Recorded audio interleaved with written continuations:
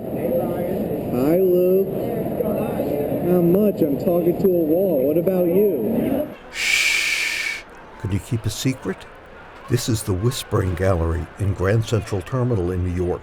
It's an acoustical marvel that allows a person to whisper into the wall that bounces across a vaulted tile ceiling, and you can hear the person at the other end about 30 or 40 feet away.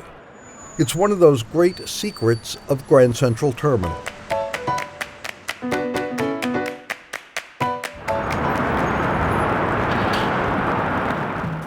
I'm Sam Roberts of the New York Times.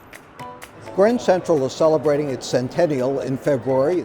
It's opened in 1913. This was the gateway to the continent for so many people, so many ideas, so much culture. It just captures people's imagination in ways that almost no other building in New York can.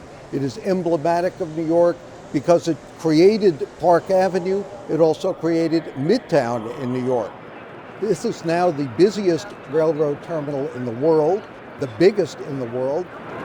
What's so fascinating about Grand Central is it's also a building that contains many secrets. Everybody knows about the famous clock facing down Park Avenue from the front facade of Grand Central. You can actually climb up to a tiny little room up ladders to access it. This clock, like all the clocks at Grand Central, is set by atomic weight set by the National Observatory, and it is extremely accurate.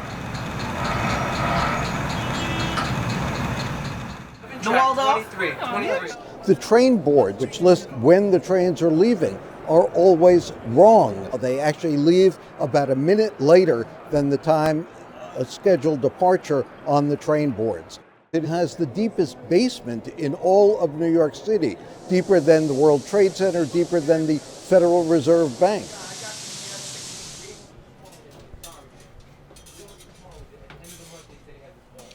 I'm just coming out of a secret staircase right in the middle of the main concourse of Grand Central. In fact, it's in the information booth. This leads not to the sewers, but to the lower level information booth. You have your tickets? All right, hurry up. And of course, the biggest mistake in Grand Central is the ceiling. It was discovered by one commuter not long after Grand Central opened. The sky is backwards. An astronomer at Columbia University gave a chart to the painters, but he probably thought that they were going to hold it over their heads to paint. In fact, they put it down, and therefore what we have is sort of a heavenly view of the stars, that look at the stars from above rather than a look at the stars from the main concourse itself.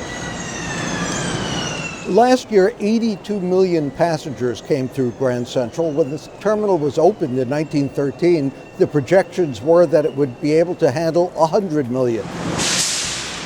It's now on the verge of doing that, which just goes to show what a miracle Grand Central was, an engineering miracle, a landmark miracle when it was built a century ago.